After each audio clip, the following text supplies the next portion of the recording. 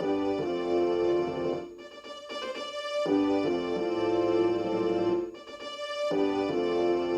Starfox series was first introduced in 1993 for the Super Nintendo, an on-rail third-person and first-person shooter game that is the first title to use 3D polygonal graphics and utilise the Super FX chip. Designed by Nintendo's in-house game nerds such as Shigeru Miyamoto and Kazuya Uchi, the title was a worldwide success, with many publications referring to it as the best Super Nintendo game of all time. 4 years later, Lilac Wars, or Starfox 64, was released in 1997. That was the first game to feature added rumble for its respective platform.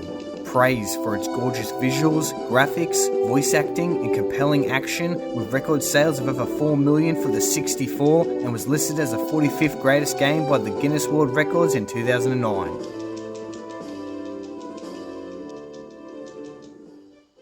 Now, what were the fans to expect 5 years later with the next installment? I don't like it. Starfox Adventures is not an on-rail shooter game, but more an action-adventure that's developed by Rare, published by Nintendo, and was released for the GameCube from the 15th to the 22nd of November 2002 for Europe and Australia. The game's set 8 years after its predecessor and takes place both in the Lilac system and Corrosa Palace that was attacked by the main antagonist, General Scales and the Sharp Claw Army. Starfox and some bitch named Crystal must locate several spirits and stones, restoring the planet and again defeating the evil antagonist, Andros. The title was well received with very high ratings. However, Starfox has often been criticised for its gameplay being too much of a stretch or departure from its predecessors. Nevertheless, GameSpot referred to it as the second best title on the platform and was nominated for GameSpot's annual Best Action Adventure Game. Let's check it out. As you can see, this ain't no traditional Starfox. Majority of the game is controlled from a third-person perspective that's ground-based for combat and exploration.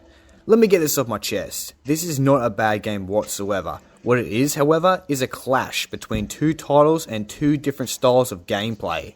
You see, after the release of Diddy Kong Racing in 1997, Rare began development on another title called Dinosaur Planet, and at some point Nintendo agreed for a marriage with the next upcoming Starfox, and thus this game was born.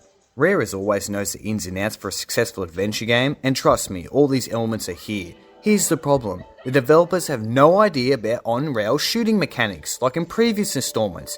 Nintendo themselves were the publishers, meaning they had no involvement with producing and replicating the common style shooter found in Starwing and Starfox 64. Controls on point. Although I'm not a fan of the game's camera system and how it's adjusted with the left trigger, I just feel as if the N64 did a better job, and this is the GameCube, like a solid upgrade. That leaves us with the game's plot. What the hell do you do? Well, the first 20 minutes has the player asking themselves, where the bloody hell is Starfox, as you're controlling Crystal for this period of time. Soon after, the player is teased with a 3-minute on-rail shooting sequence. I shit you not, and before you know it, it's all over. The player then must traverse Dinosaur Planet or wherever, collecting several stones and spirits. Yeah, if you haven't already noticed, this is 100% an Ocarina of Time clone. Everything from the character animations, health system, mechanics, weapons and items, layouts, and well, the whole game in general. Here's some good examples.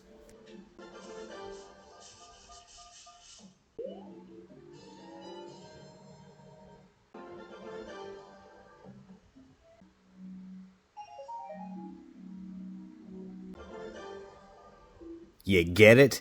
Everything is the same as Ocarina of Time. Instead of dungeons, there are shrines. Zelda Bomb, Bomb Spore, Plant Gems, Magic Meter, Rupees, Scarabs. That's the game's currency that runs away from the player. Why? This on-rail segment feels like crap. Not dissing the GameCube controller, as we all know this thing has no dead zone, but the sticks feel off, and again, this is something that the Rare devs were not familiar with. It's a mess in comparison to other installments. Of course, it's not a true adventure game without annoying tasks such as fetch quests. Go here, go there. Do this, do that. While some of the ground gameplay is alright, the word repetitive definitely comes to mind. Hell, there's even escort missions where you go look after a stupid dinosaur. And trust me, you're gonna need this little fucker, as he reveals many secrets throughout the game. Weapon upgrades can be added to Fox's staff throughout these areas. The game also has an internal clock for a day and night system, which is a great feature if it did something, yet try to stick to the daytime, because fellow NPCs or dinos, they want nothing to do with you during the night time, too busy sleeping.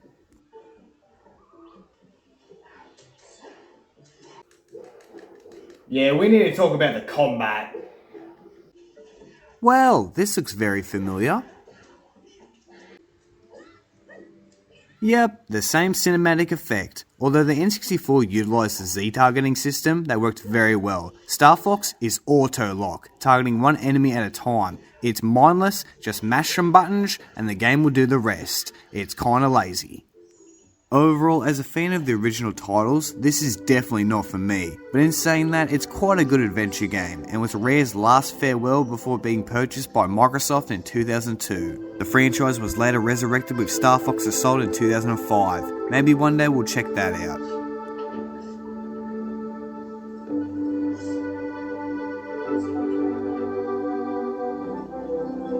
My advice, stick with the originals. Now, sorry to jet, but I'm in a hurry.